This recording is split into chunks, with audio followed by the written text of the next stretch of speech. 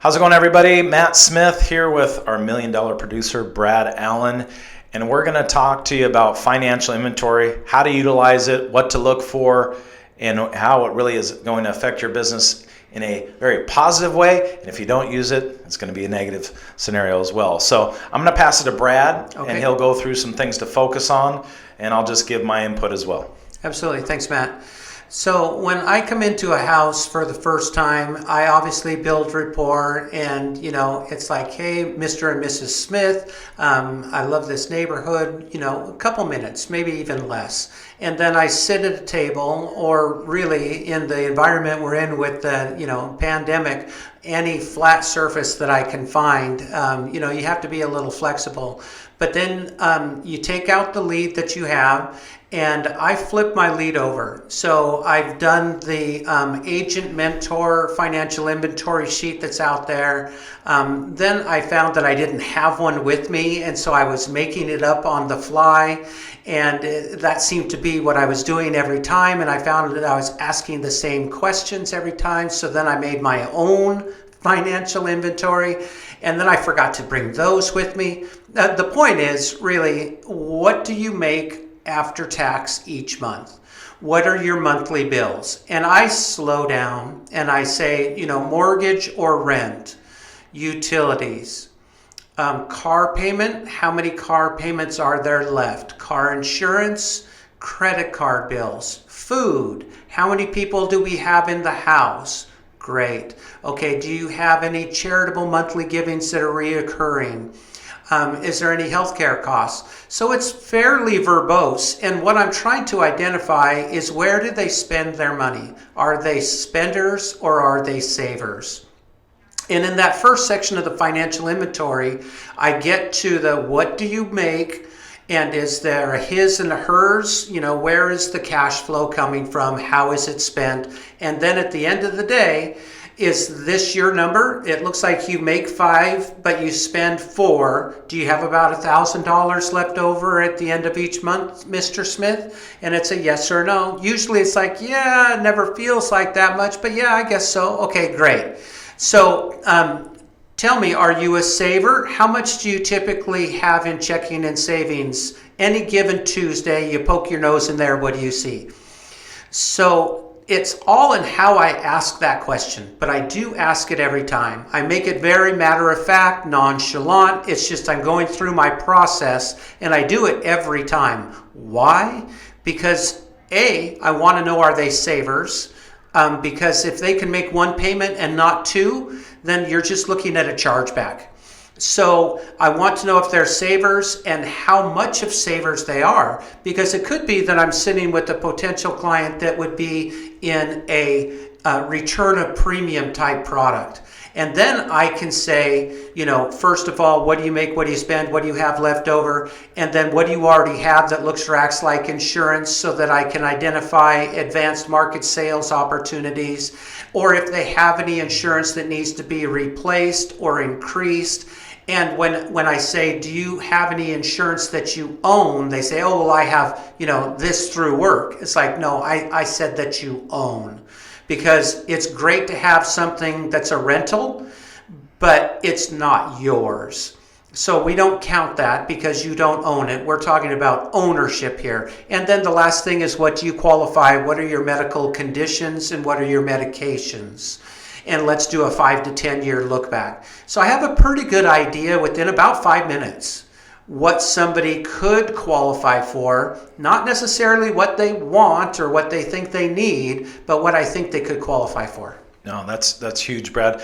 I think a couple of my focus points in regards to utilizing financial inventory is just understanding that 52% of life insurance is sold based off of income replacement. So they may have filled out a form for final expense, internet life or mortgage, right. But the new hot button is found by you talking about the income, right? So yes. Once we can, kill them on paper and show them what it looks like on paper, right. Financial inventory is logical sense. So we're trying to make logical sense out of the sale with financial inventory. Correct. The 2 other aspects that are going to be huge for you is you've got to look at, how much do they contribute to the 401k, let's say they make $5,000 a month and they say I put 10% in, maybe they get a 5% free match. So that means that other 5% is not getting any free money. Well, we can take that 5%, so let's say it's $250 a month, and we can reallocate premium to either an HMS, 125 cash back or an IUL candidate. Correct. So we can locate premium by people putting more than the free match in their 401k. Great way to generate additional sales in the house. And in fact, I think it's probably the least utilized scenario, at least with Family First Life, is that scenario just in itself, is making sure you move money that isn't getting a free match. The second thing is obviously the golden question: do you have anything that acts like life insurance? And I'm going to get detailed in regards to, current 401k, orphan 401ks, how much savings they have, how much they put away for their savings, right? Yeah. All those things, because what we're trying to do is find new opportunities for us in the house. Now, the key component is we don't tidal wave sell. So a lot of times when we find things, it's okay, by the way, to talk about things inside of financial inventory, but you got to get back on track and get to the reason why you're there. But it's totally appropriate to be talking about, tax-free retirement when somebody, and basically what you're trying to do is see how interested or check their interest in regards to what you're offering them. So, it's okay to spend some time and say, oh, you got an orphan 401k, where's it at? What's it currently doing? Or whatnot. What are you doing with that money? When do you need it? Yeah. Those types of things, just identifying that. Without those, it's real difficult. And one of the things that Brad said that's extremely important is a lot of times with like credit cards, we can do a 0% for 18 or 24 months through nerdwallet.com, national website, which shops credit cards for you as well.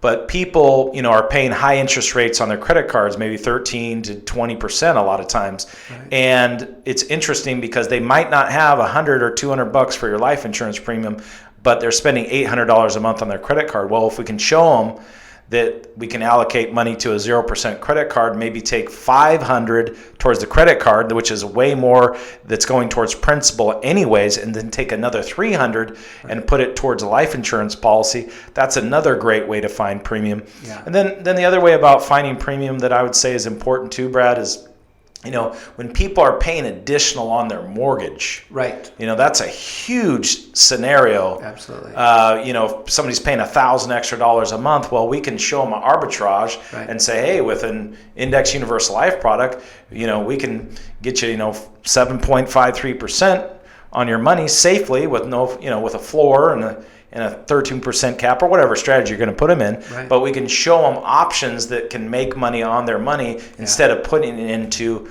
their home, or we can do a cash back and show them how to pay off the house early instead of putting it that way. So long story short is there's so many opportunities you create for yourself inside of financial inventory. Your job is to talk about the income, talk about what they pay on their mortgage, talk about their credit cards, talk about what they save, find all the money, find where they're at, because then you can identify the right solution. The biggest problem with sales in general is people never really identify the problem, and then they never give the right solution, Brad, to that problem. Right. So they come in and they think it's X when it's really Y, but you didn't ask enough good questions in the house in order to get to Y. Yeah. So that's financial inventory. You got anything else to share on that? Well, I guess the last thing that I would say is do not run an appointment until you're in an appointment.